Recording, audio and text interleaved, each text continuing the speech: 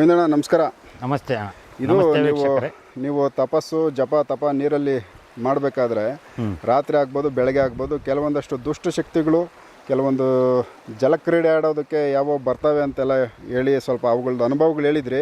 ನಮ್ಮ ವೀಕ್ಷಕರಿಗೆ ತಿಳಿಸ್ಕೊಡಿ, ಅದು ಯಾವ ಥರದ್ದು ಸಮಸ್ಯೆಗಳು ಮಾಡಿಕೊಡ್ತವೆ, ಈ ಒಂದು ಸಾಧನೆಗಳು ಮಾಡೋರಿಗೆ, ಅದು ನೀರಲ್ಲಿ ಕೂತು ಮಾಡೋರಿಗೆ ಯಾವೆಲ್ಲ ಸಮಸ್ಯೆಗಳು ಎದುರಾಗ್ತವೆ. ಸೊ ಏನೆಲ್ಲ ಒಂದು ಧೈರ್ಯ ಇಲ್ಲಿ ಇರಬೇಕು, ಯಾವೆಲ್ಲ ಶಕ್ತಿಗಳಿದ್ದಾವೆ ತಿಳಿಸಿ ಹಂಗೆ. ನಮಸ್ತೆ ವೀಕ್ಷಕರೇ, ಮತ್ತು ನಮ್ಮ ಸ್ವದೇಶ ಮೀಡಿಯಾನ ಇಲ್ಲಿನ ತನಕ ಪ್ರೋತ್ಸಾಹಿಸಿ ಸಬ್ಸ್ಕ್ರೈಬ್ ಆಗಿ ಇದನ್ನು ನಾವು ಏನು ನಿಮ್ಮ ಹೃದಯದಲ್ಲಿ ನಮಗೊಂದು ಸ್ಥಾನಮಾನ ಕೊಟ್ಟಿರೋದಕ್ಕೆ ನಮ್ಮ ಚಾನಲ್ನ ನೀವು ಮುಂದುವರ್ಸ್ಕೊಂಡು ಹೋಗ್ತಾ ಇದ್ದೀರ ನಮ್ಮ ಭರವಸೆ ಮೇಲೆ ಇದನ್ನು ನಾವೇನು ನಮ್ಮಲ್ಲಿ ಅನುಭವ ಆಗಿರೋದು ಒಂದೊಂದು ತಿಳಿಪಡಿಸ್ತೀನಿ ನಾನು. ಈ ಜಲಕ್ರೀಡೆಗಳು ಮತ್ತು ಏನೈತೆ ಯಾವುದೇ ದೈವಗಳಾಗಲಿ ಒಂದು ಗರ್ಭಗುಡಿ ಪ್ರವೇಶ ಮಾಡಬೇಕಾದಾಗ ಈ ನೀರು ಅನ್ನತಕ್ಕದ್ದಲ್ಲಿ ಮಿಂದು ಶುಭಿಸಿತರಾಗಿ ಗರ್ಭದ ಗುಡಿಯೊಳಗೆ ಒಂದು ಶಕ್ತಿ ಅನ್ನತಕ್ಕದ್ದು ಹೋಗುತ್ತಾನ. ಆ ಶಕ್ತಿ ಅನ್ನತಕ್ಕದ್ದು ಸೂರ್ಯಕಿರಣ. ಯಾರ ಪುಣ್ಯಾತಮರು ನಮಗೆ ಓದ ಸ್ವಲ್ಪ ಇದನ್ನು ತೋರಿಸ್ದಾಗ ನೀನು ಹೇಳಿದರು, ಸೂರ್ಯನ ಕಿರಣ ಅವ್ರ ಇದನ್ನು ಬೀಳ್ತಾ ಇರೋದು ಜನ ಯಾಕೆ ತಪ್ಪು ದಾರಿ ತಿಳಿಸ್ತಿದ್ದೀರ ಅಂತ.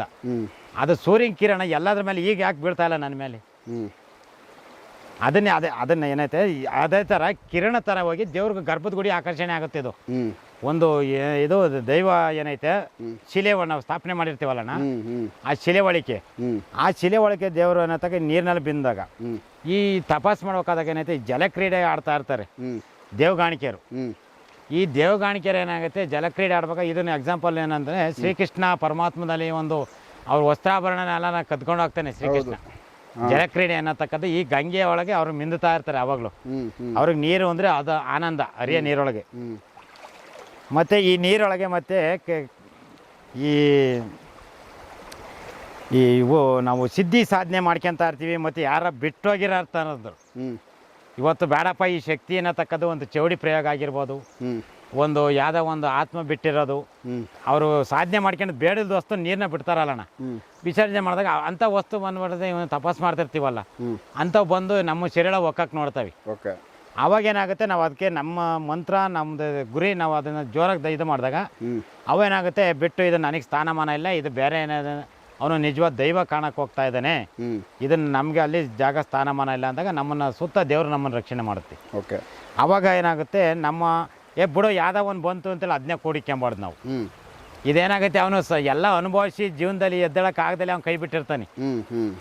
ಯಾಕೆ ಅಂದರೆ ಅವನಿಗೆ ಸಾಕಪ್ಪ ಇದರಿಂದ ನಾನು ಮುಂದುವರಿತಲ್ಲ, ನನ್ನ ಮನೆನೇ ಹಾಳಾಗಿ ಹೋಗ್ತಾ ಐತೆ, ಇದು ಯಾವುದೋ ಒಂದು ಶಕ್ತಿ ಸಂಪಾದನೆ ಮಾಡ್ಕೊಂಡು ಆ ಶಕ್ತಿ ನನಗೆ ವರ್ಕೌಟ್ ಆಗ್ತಾ ಇಲ್ಲ ಅಂತಾನೆ. ಯಾಕೆಂದ್ರೆ ಅವನೆಲ್ಲ ಸೋಸ್ಬಿಟ್ಟು ಕೈ ಬಿಟ್ಟು ಹೋಗಿರ್ತಾನೆ ನೀರಿಗೆ. ಅದೇನಾಗುತ್ತೆ ಆ ನೀರೊಳಗೆ ಇರುತ್ತಲ್ಲ, ಅದು ಇವನು ಜಪ ಮಾಡ್ತಾ ಇರ್ತಾನೆ. ಆ ಜಪ ಮಾಡೋ ಟೈಮಿಗೆ ಕರೆಕ್ಟಾಗಿ ಬಂದು ಅದು ಸೇರ್ಕೊಳುತ್ತೆ ಅವನ ಜೊತೆಗೆ. ಅವಾಗ ಏನಾಗುತ್ತೆ ಜಲಕ್ರೀಡೆ ನನಗೆ ಯಾವುದೋ ಶಕ್ತಿ ಗುರುಗಳು ಏನೋ ತಪ್ಪು ಮಾಡಿ ಕೊಟ್ಬಿಟ್ರು, ನನಗೆ ಇದು ಬಂದು ಸೇರ್ಕೊಂಬಿಡ್ದಲ್ಲಪ್ಪ ಅನ್ನಂಗೆ ಆಗುತ್ತೆ. ಆ ಥರ ಅಲ್ಲ, ಇದನ್ನು ನಮಗೆ ಏನು ಬೇಕೋ ಅದನ್ನು ಮಾತ್ರ ನಾವು ಸಂಕಲ್ಪನದಲ್ಲಿ ನಾವು ಅದನ್ನು ಹೊರ ಪಡ್ಕೊಬೇಕು. ಇದರಲ್ಲಿ ಜಲಕ್ರೀಡೆನೂ ಇದೆ ಮತ್ತು ಕೆಲವು ಆತ್ಮಗಳು ಇದೆ ಅಣ್ಣ ಇದರಲ್ಲಿ ನೀರಿನಲ್ಲಿ. ಯಾಕೆಂದರೆ ಅವಕ್ಕೆ ಮೋಕ್ಷ ಸಿಕ್ತಿಲ್ದಬೋನೆ ಮತ್ತು ನೀರಿನ ಜಲಚರಗಳು ಅವಿ. ಇದಕ್ಕೆ ಯಾವುದು ನಮ್ಮನ್ನೇನು ಮಾಡಲ್ಲ. ನಮ್ಮ ಏಕಾಗ್ರತೆ ಮತ್ತು ನಮ್ಮ ಈ ದೇಹ ಕಠಿಣವಾಗಿ ಇಟ್ಕೊಂತೀವಲ್ಲ ನಾವು, ಇದು ವಜ್ರ ಕಾಯಾದಂಗೆ ಆಗುತ್ತೆ ಇದು ಇದರಲ್ಲಿ. ಯಾಕೆಂದರೆ ನಾನು ಅನುಭವಿಸಿರೋದ್ರಲ್ಲಿ ನನಗೆ ಯಾವೇ ಅಡೆಚಣೆ ಮಾಡೋಕ್ಕೆ ಬಂದರೂ ನಾನು ಏನಾಯ್ತು ಅಳ್ಳಾಡಲ್ಲ. ನಾನು ಸ್ವಲ್ಪ ಏನಾಯ್ತು ನೋಡ್ತವೆ, ಎದುರಿಸ್ತವೆ, ಹಿಂಗೆ ಗಿಂಡ್ತವೆ, ಎಲ್ಲ ತರಕ ಮಾಡ್ತವೆ. ಆಮೇಟಿಗೆ ಅವನ್ನ ನಾವು ಜಗದಾಗ ಸೀದಾ ಬಿಟ್ಟು ಅಳ್ತಾ ಇರ್ತವೆ. ಅವಕ್ಕೆಲ್ಲ ತಿರುಗಿ ನಾವು ಕಣ್ಣು ಬಿಡಬಾರ್ದು. ನಮ್ಮ ಏಕಾಗ್ರತೆ ಮತ್ತು ನಮ್ಮ ಗುರಿ, ನಮ್ಮ ದಾರಿ ಒಂದೇ ಗುರಿ, ಒಂದೇ ತರಕ ಇರಬೇಕು. ಅದಾದಾಗ ಮಾತ್ರನ ಈ ಜಲ ಕ್ರೀಡೆ ಆಗಿರಲಿ, ಜಲ ಗಂಗೆ ಆಗಿರಲಿ, ಮತ್ತು ಭೂತಗಳಾಗಿರಲಿ, ಮತ್ತು ಯಾವ್ಯಾವ ಆತ್ಮಗಳು ಬಿಟ್ಟೋಗಿರ್ತಾರಲ್ಲ ಅಂಥವು ಯಾವ ದೇಹದೊಳಗೆ ಸೇರೋಕ್ಕೆ ಅವಕಾಶ ಆಗಲ್ಲಣ್ಣ. ಮತ್ತು ಇದರೊಳಗೆ ಏನಂತ ಅಂದರೆ ಚೌಡಿಗಳು ಜಾಸ್ತಿ ಇರ್ತವೆ ಹರಿಯ ನೀರೊಳಗೆ. ಆ ಚೌಡಿಗಳು ಅನ್ನತಕ್ಕದ್ದು ಏನಾಗುತ್ತೆ, ಒಂದು ಬಲಿ ಚೌಡಿ ಇರುತ್ತೆ, ಒಂದು ಸಿಹಿ ಇರುತ್ತೆ, ಒಂದು ನರಮಾಂಸರನ್ನೇ ತಿನ್ನೋ ಅಂಥ ಬಲಿಗಳು ಇರ್ತವೆ. ಅಂಥವೇನಾಗುತ್ತೆ ಮನ್ಸ ಸಾಕಪ್ಪ ಇವ್ರ ಕೈಲಿ ಅಣಗಕ್ಕಾಗಲ್ಲ ಅಂತ ಹೇಳ್ಬಿಟ್ಟು ಅವ್ರೇನೈತೆ ಬಂದಂದ್ರೆ ತಗೊಂಡ್ಬಿಟ್ಟು ಇದ್ರೊಳಗೆ ನೀರೊಳಗೆ ಕಾಯ್ಕೋಗ್ಬಿಡ್ತಾರೆ. ಆ ನೀರೊಳಗೆ ಕಾಯ್ಕೋದಾಗ ಅದೇನಾಗುತ್ತೆ, ಯಾರು ಆರಾಧಿಸ್ತಾರೆ, ಯಾರು ಪೂಜೆ ಮಾಡ್ತಾರೆ ಅಂಥವ್ರನ್ನ ನೋಡ್ಬಿಟ್ಟು ಸೇರ್ಕೊಂಬಿಡುತ್ತೆ. ಅಂಥವೇ ಕಾಟ ಕೊಡ್ತಾವಣ. ಇದನ್ನೇನೈತೆ ಅದರಿಂದ ಯಾರು ಹೆದರ್ಕೊಂಬಾರ್ದು, ಭಯನ ತ್ಯಜಿಸ್ಬೇಕು. ಇವತ್ತು ನಾನು ಈ ಜಾಗಕ್ಕೆ ಬರ್ಬೇಕಾದ್ರೆ ದಿನ ನಾನು ಸಾಯ್ತೀನಿ ಅಂತಲೇ ಬರ್ತೀನಿ. ನಾನು ಸತ್ತು ನೋಡಿ ಬದುಕ್ತೀನಿ ಅನ್ನೋ ಲೆಕ್ಕಾಚಾರಕ್ಕೆ ಏನೈತೆ, ಸತ್ತರೆ ನನಗೇನೈತೆ ಒಂದು ಅಲ್ಲಿ ಮೋಕ್ಷ ತಾಯಿ ಪಾದ ಸಿಕ್ಕೇ ಸಿಗುತ್ತೆ ಅನ್ನೋದು ಭರವಸೆ ನನಗೆ. ಇಲ್ಲಿ ಉಳ್ಕೊಂಡ್ರು ನಾನೇನೈತೆ ನಾಡಿನ ಜನತೆಗೆ ಒಂದು ಆಶೀರ್ವಾದ ನನಗೆ ಅಮ್ಮನ ಕಡೆಯಿಂದ ಸಿಕ್ಕಿ ನಾಡಿನ ಜನತೆಗೆ ಒಂದು ಇನ್ನೂ ಒಂದಿಷ್ಟು ನಾನು ನಾಡಿನ ಜನತೆಗೆ ನಮ್ಮ ವೀಕ್ಷಕರಿಗೆ ಒಳ್ಳೊಳ್ಳೆ ವಿಚಾರಗಳನ್ನ ತಿಳಿಸ್ಬೋದು ಅನ್ನೋ ಲೆಕ್ಕಾಚಾರಕ್ಕೆ ನಾನು ಇದನ್ನು ಒಂದೊಂದು ಸಾಧನೆಗಳು ಮಾಡ್ತಾ ಇದ್ದೀನಿ. ಅದನ್ನು ಯಾವ್ಯಾವ ರೀತಿ ಬೇಕಾದ್ರೂ ತಿಳ್ಕೊಂಡ್ರು ಅದನ್ನು ನಮಗೂ ಸಂತೋಷನೇ. ಅದರಿಂದ ನಾವು ಒಂದೊಂದು ಪಾಠಗಳು ಕಲ್ತ್ಕೊತಾ ಇರ್ತೀವಿ. ಇದನ್ನು ಇಷ್ಟು ಮಟ್ಟಿಗೆ ನಾನು ಹೇಳಿದೆ ತಿಳಿಬಾಯಿಸ್ತೀನಿ ನಾನು. ಸೊ ಏನಾದರೂ ಅನುಭವಗಳು ನಿಮ್ಗೆ ಆಗಿದಾವ? ನೀವು ಕುತ್ಕೊಂಡು ಸಂಜೆ ಬೆಳಗ್ಗೆ ಕತ್ಲಲ್ಲಿ ಎಲ್ಲ ನೀವು ಸ್ವಲ್ಪ ಅಮಾವಾಸ್ಯೆ ಹುಣ್ಣಿಮೆ ಇಂಥ ದಿನಗಳಲ್ಲೆಲ್ಲ ಕೂತು ಜಪ ತಪ ಒಂಟಿಯಾಗಿ ಮಾಡ್ತಿರಲ್ಲ, ಏನಾದರೂ ನಿಮ್ಮ ಅನುಭವಗಳು ನಮ್ಮ ವೀಕ್ಷಕರಿಗೆ ಹೇಳ್ಬೋದಾ? ನಮ್ಮ ಸುತ್ತ ಬರುತ್ತಣ್ಣ, ಅನುಭವ ಆಗುತ್ತೆ. ಸುತ್ತ ಬರುತ್ತೆ.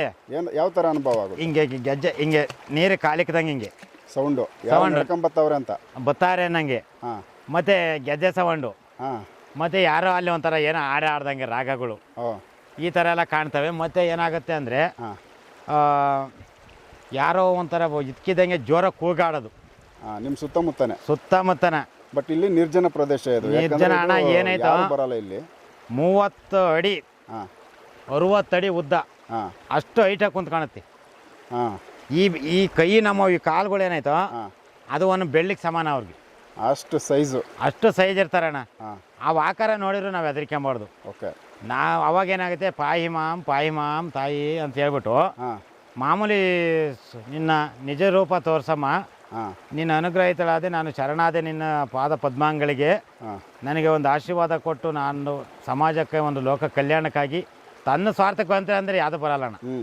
ತನ್ನ ಸ್ವಾರ್ಥಕ್ಕೆ ತನ್ನ ಕುಟುಂಬಕ್ಕೆ ಅಂತಂದರೆ ಯಾವ ವರನೂ ಅಲ್ಲಿ ಲಭಿಸಲ್ಲ, ಯಾವತ್ತೂ ಅದು ಫಲನೂ ಪಡಲ್ಲ. ಅದು ತನ್ನ ಲೋಕ ಕಲ್ಯಾಣಕ್ಕಾಗಿ ತನ್ನ ದೇಶದ ಜನತೆ, ನನ್ನ ನಾಡಿನ ಜನತೆಗೆ ಅಂತ ಅಂದಾಗ ಮಾತ್ರ ಅದು ಫಲ ದೊರಕುತ್ತೆ. ನಾವು ಅದನ್ನು ಪಡ್ಕೊಂಡಾಗಲೂ ಸಹ ನಾವು ನಾಡಿನ ಜನತೆಗೆ ಮತ್ತು ಲೋಕ ಕಲ್ಯಾಣಕ್ಕಾಗಿ ಕಾರ್ಯ ಮಾಡಬೇಕು. ಇದು ಎಲ್ಲ ಬಂದು ಭಯಂಕರ ಎದುರಿಸ್ತವೆ, ವಿಕಾರವಾಗಿ ರೂಪದಲ್ಲಿ ಬರ್ತವೆ. ಮತ್ತು ನಮ್ಮ ಸುತ್ತನೇ ಓದಂಗಾಗುತ್ತೆ. ಒಂಥರ ಇದಕ್ಕಿದ್ದಂಗೆ ಏನಾಗುತ್ತೆ, ಬೆಳಕು ಬೆಂಕಿ ಫುಲ್ ಬೆಂಕಿನೇ ಕಾವರ್ಸ್ಕೊಂಡಂಗೆ ಶಿಡ್ಲು ಹೊಡೆದಂಗೆ ಆಗುತ್ತಲ್ಲ, ಆ ಥರ ಎಲ್ಲ ಸಮಾವೇಶರು ಇವರೆಲ್ಲ ಮಳೆ ಬರ್ತಾ ಇತ್ತಲ್ಲ, ಎಲ್ಲ ಮಂಕಾದಾಗ ಶಿಡ್ಲು ಹೊಡೆದೈತೆ, ಆ ಥರ ಕಂಡೈತೆ ಅವ್ರಿಗೆ ಅನ್ನಬಾರ್ದು. ಅದು ಮಳೆ ಇಲ್ದಾಗಲೂ ನಾನು ನೋಡಿದ್ದೀನಿ. ಅದು ಅಷ್ಟು ಅನುಭವಗಳು ಈಗ ಗಂಗೆ ಒಳಗೆ ನಾನು ಇದೆ ಅಂತ ಅಲ್ಲ, ಕಾವೇರಿ ನದಿ ಒಳಗೆ ಮಾಡಿದ್ದೀನಿ ನಾನು. ಕಾವೇರಿ ನದಿ, ತುಂಗಭದ್ರಾ ನದಿ ಒಳಗೆ, ಮಲಪ್ರಭಾ, ಘಟಪ್ರಭಾದೊಳಗೂ ನಾನು ಮಾಡಿದ್ದೀನಿ. ಎಲ್ಲ ನದಿ ಒಳಗೂ ನಾನು ಮಾಡಿ ಸಪ್ತ ಸಾಗರದೊಳಗೂ ನಾನು ಮಿಂದೆ ಎದ್ದು ಬಂದಿರೋದಣ್ಣ. ನಾನು ಇಷ್ಟೊಂದು ಜನಕ್ಕೆ ಒಳ್ಳೆಯದು ನಾನು ಮಾಡ್ಕೊಂಡು ಇಷ್ಟೊಂದು ನನ್ನಲ್ಲಿ ಶಕ್ತಿ ಪಡ್ಕೊಬೇಕಾದ್ರೆ ನಾನು ಒಂದರಲ್ಲೇ ಇಲ್ಲ, ಸಪ್ತ ಮಾತ್ರಕ್ಕೆ ಸಪ್ತ ಗಂಗೆ ಒಳಗೂ ನಾನು ಮಿಂದು ಇದಕ್ಕೊಂದು ನಾನು ಲೋಕ ಕಲ್ಯಾಣಕ್ಕೊಂದು ನಾನು ಸೇವೆ ಸಲ್ಲಿಸ್ತಾ ಇದ್ದೀನಿ. ಇದರಲ್ಲಿ ಭಯಪಡೋ ಅಂಥದ್ದೇನಲ್ಲ, ನಮ್ಮ ಧೈರ್ಯ, ನಮ್ಮ ದೃಢ ಭಕ್ತಿ ಇರಬೇಕು ಇದಕ್ಕೆ. ಓಕೆ, ನಮಸ್ಕಾರ.